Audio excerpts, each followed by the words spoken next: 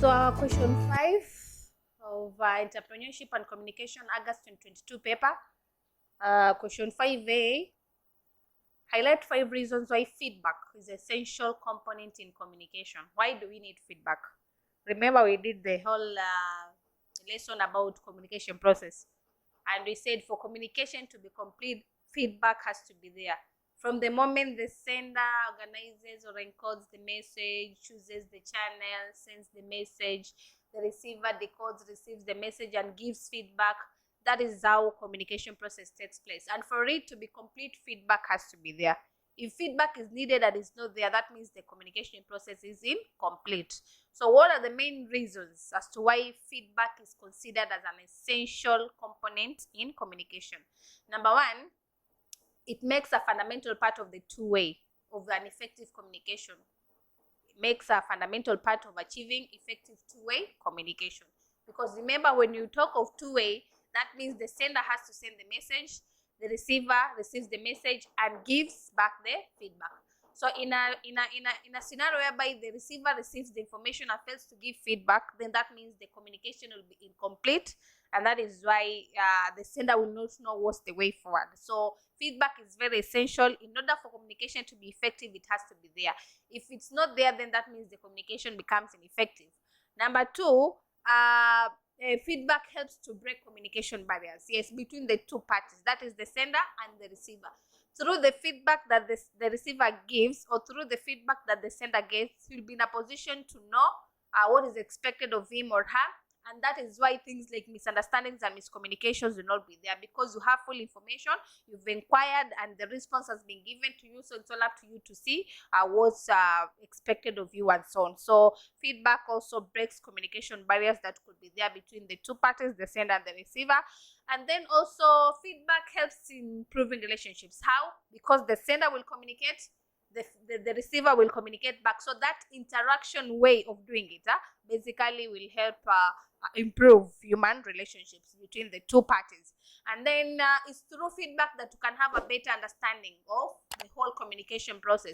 So feedback helps you as a sender to understand, as a sender to understand whether the receiver exactly interpreted what you meant, and the answer that you have been given, or the feedback that you've been given, if it's exactly what you needed, and so on. So it helps in terms of better understanding. And then without feedback, communication is nothing more than information. Yes, if you communicate and you're expecting feedback and this feedback is nowhere to be found, then it's no longer communication. It's just an information that you did, or it's just an information that you made. Because feedback is missing, and that means it's not communication anymore, but information. And then also it is a primary component of the communication process, because it gives the sender opportunity to analyze the effect of the message. So there can be so many reasons as to why feedback is an important component of communication. These are just but a few. And then number 5B is looking for functions of upward communication in an organization. Remember, we have so many methods of communication. We have upward, we have downward, we have horizontal, we have grapevine. But here specifically, we are looking at upward communication. What is upward communication? The kind of communication that takes place from the subordinates or from the lower junior staff to the senior staff within an organization. That is what we call upward communication. Why is it considered important? Or what are some of the functions of this kind of communication? It helps in providing feedback. Remember, if there's no upward communication in an organization, that means it will be the authoritative of doing things. Giving instructions, let people do without questioning. But at least when you give people the chance to communicate upward, definitely they can give you opinions, they can give you feedback when you need, they can be able to air out suggestions, and so many advantages or so many functions that are accompanied with upward communication. So the main functions are providing feedback. People will be able to give feedback to you how things are in the operations or in the day-to-day activities. People will be able to give you suggestions in case there are any. People will be able to air out their views and opinions in cases where they are needed. And then also relieving employees' emotions, yes, because sometimes employees will feel like they want to express themselves to their bosses.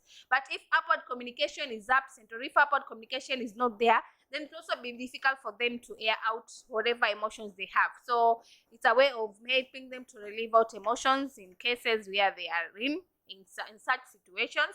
And then upward communication also is used to motivate employees.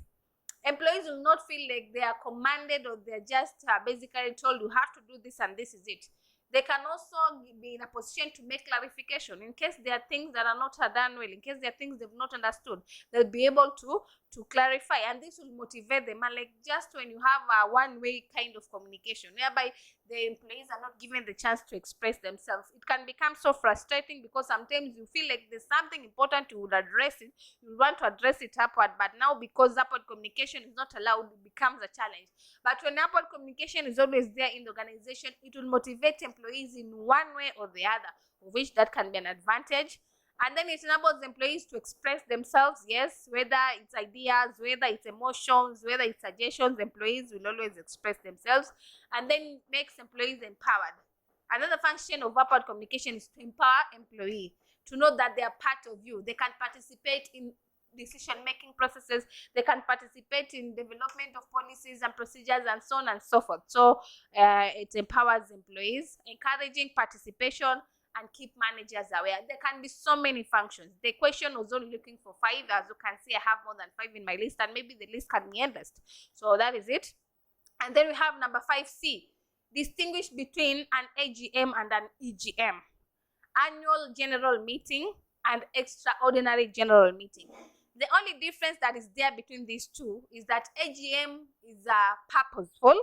AGM is a kind of meeting that is normally in the calendar, or it is in the schedule of the company, and EGM is not there. It's only called where necessary. So an AGM is a routine meeting that typically follows a fixed agenda, while EGM is special meeting called for a particular purpose, such as to discuss merger, acquisition, or major policy. An annual general meeting is regular meeting held by the company to represent financial reports, elect directors, and conduct business as required by law. But an extraordinary meeting is called outside the regular schedule for a specific purpose, such as to make a major decision or address on urgent issues. So the key difference that is there between these two is that AGM is a regularly scheduled meeting that is always there in the company calendar, but EGM is not scheduled. It's only called where need be, or it's only called where it's necessary. So I think the question was only having 4 marks. So 4 marks has been discussed by this, but I went ahead and even gave a comparison chart here for an EGM and AGM.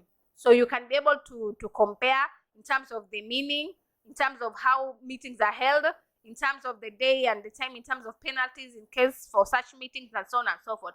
But the question was only looking for distinguishing, which was only 4 marks. So distinguishing has been basically done in this particular paragraph. So at your own free time, also get to check the comparison chart to see what are some of the differences that are there between these two kinds of a meeting. But the major difference, or the major distinction that is there between these two meetings, is that AGM is there in the company schedule, in the company calendar, because it's mandatory. But EGM is only needed when necessary, where need be. When the need arises, that is when it's called for. But it's not like it is in the calendar of the organization. That is the major distinction.